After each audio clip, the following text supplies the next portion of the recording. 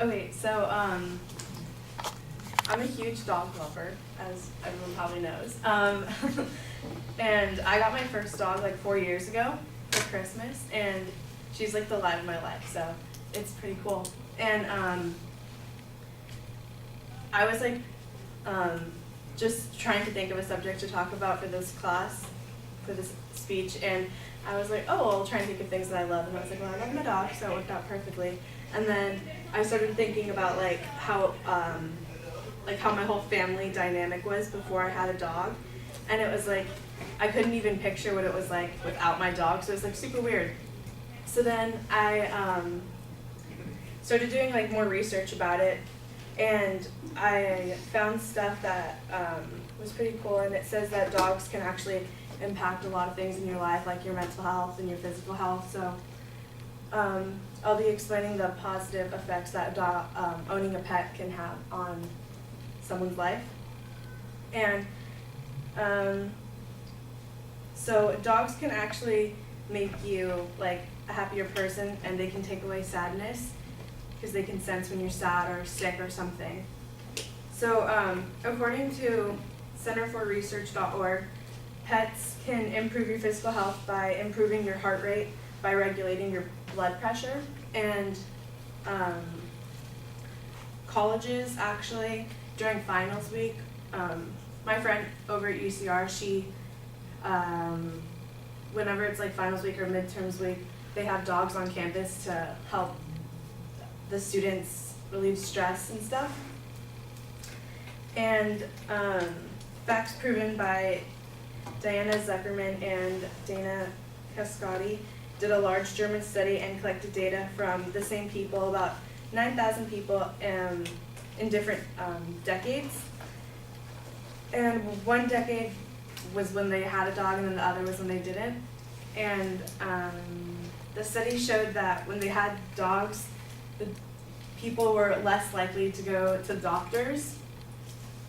And there was also a similar study in China. So not only do dogs improve your mental health, but your physical health, but they can also improve your mental health.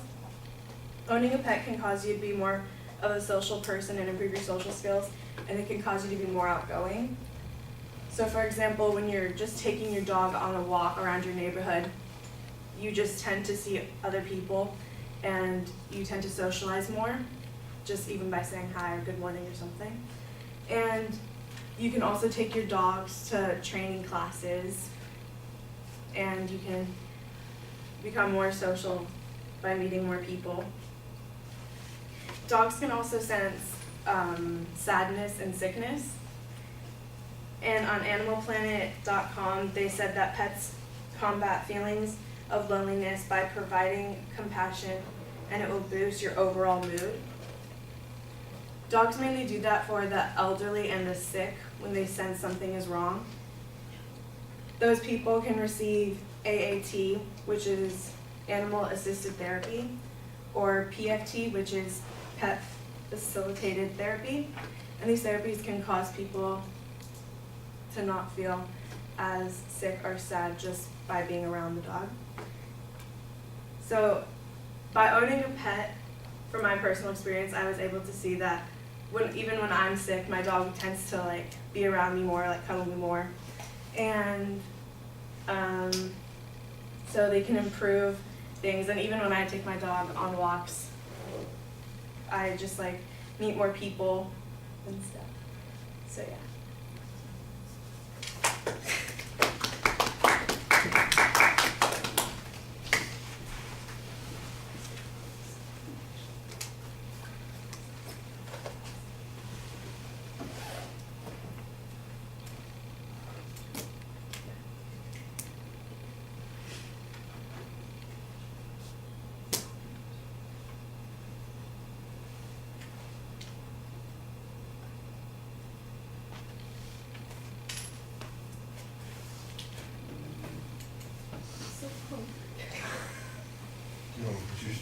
Yes. Dang. That's crazy. We got it on video.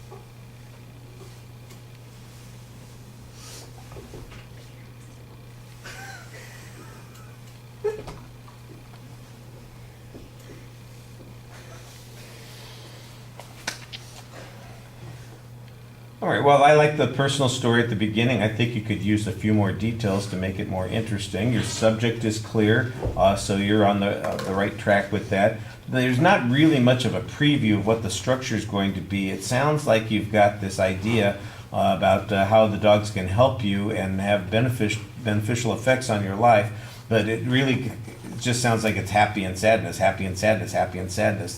That gets repeated several times. I do think there's a physical component there. There's a mental component there. There may be some other elements that could be structured a little bit more clearly. It just feels like you don't really have a grasp of how it's going to be organized. And when you're giving the presentation, it does feel in a couple of places like you're covering the same grounds again and again, like you've repeated this issue in 2 or 3 different places. So I think that you need to maybe make some choices as to how to organize that material a little bit more forcefully, with a little bit more determination, I think.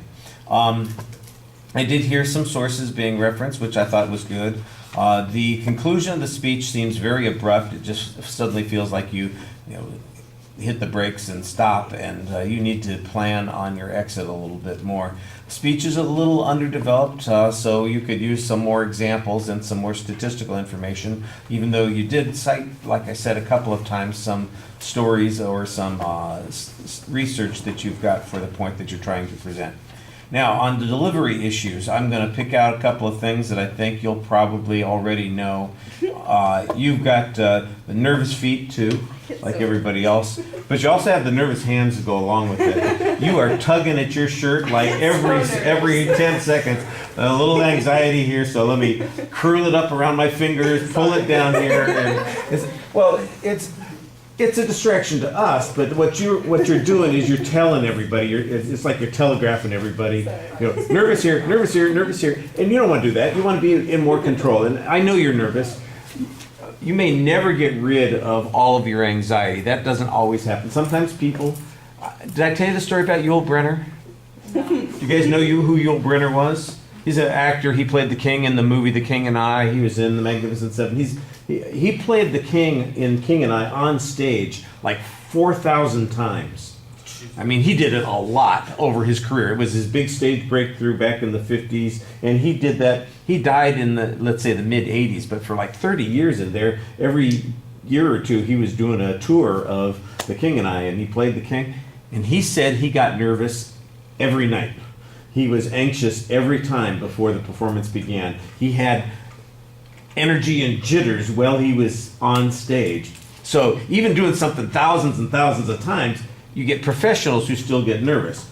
But he could cover it up because he put the energy into his performance. He makes it something that gives him a little bit of an edge in the presentation. You could do that with your voice, or you could step forward a little bit and emphasize some points. That's what you need to do. You need to channel it a little bit better. You're letting it out everywhere, and you've got to find a way to make it work for you instead of beat you up.